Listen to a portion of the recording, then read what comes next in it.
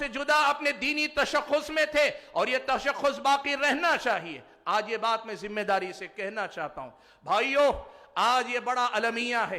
ملک جس رخ پہ جا رہا ہے اس میں ہم یہ دیکھ رہے ہیں کہ لوگ اسی وقت آپ کو پرامن شہری مانیں گے جب آپ ان کے مذہبی رسومات میں شریک کریں، یا آپ اسی انسان کو مسلمانوں کا خیر خواہ سمجھیں جو آپ کی عید میں شریک ہو، آپ کی مسجد میں شریک ہو۔ اسلامی شریعت کہتی ہے کہ باہم اعتماد کی فضا ہوتی ہے تو اتنا کافی ہے کہ وہ میرے مذہب میں دخل نہ دے، میں اس کے مذہب پہ دخل اندازی نہ کروں، اس کا معاملہ اس کے ساتھ رہنے دو۔ دعوت و تبلیغ کا میدان تو کھلا رہے گا، لیکن زبردستی لا اکراہ فی الدین، نہ میں اسے زبردستی کروں نہ تم مجھے زبردستی کرو۔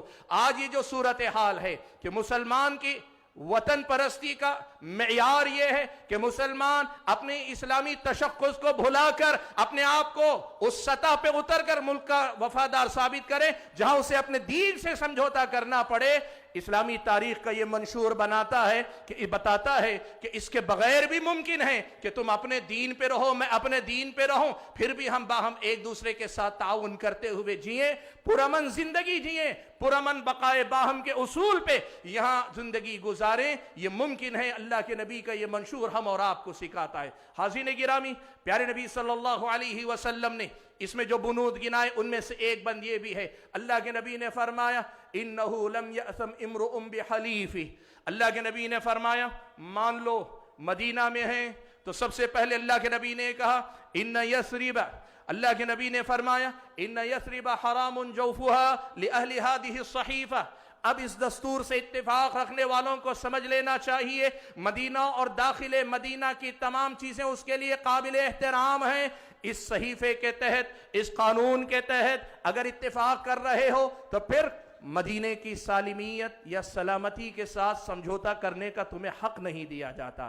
حاضرین گرامی قدر، اس ملک کے شہری ہونے کی حیثیت سے ہم اور آپ بھی یہاں کے قانون کے ساتھ اتفاق کر کے باہم تعاون کے ساتھ رہ رہے ہیں، تو پھر اس ملک کے امن و امان کے ساتھ کھلواڑ کرنے کی اجازت اسلام ہمیں بھی نہیں دیتا اور ان کو بھی اجازت نہیں دیتا کہ آپ اگر اس ملک کا شہری ہمیں سمجھتے ہیں تو آپ بھی یہاں کے امن و امان کے ساتھ کھلواڑ نہ کریں۔ اور آگے اللہ کے نبی نے کہا انہو لم یأثم، اللہ کے نبی نے فرمایا انہو لم یأثم امرؤ بحلیفہ، اگر کوئی ایک غلطی کرے اس کی سزا اس کے قبیلے کے دیگر افراد سے نہیں لی جائے گی۔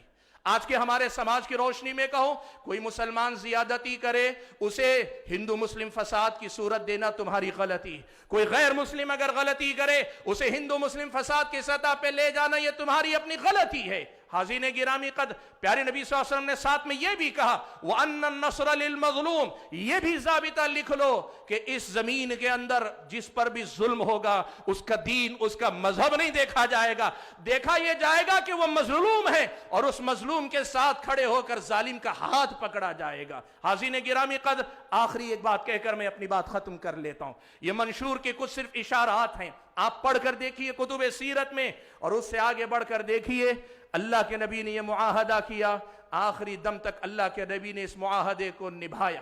دن بدن مدینہ میں اللہ کے نبی طاقتور سے طاقتور ہوتے گئے، مسلمانوں کی تعداد بڑھتی گئی، لیکن مسلمانوں کی طرف سے اس معاہدے کی خلاف ورزی ہرگز نہ ہوئی، اور مخالف خلاف ورزی کی تو یہودیوں نے ہی کی۔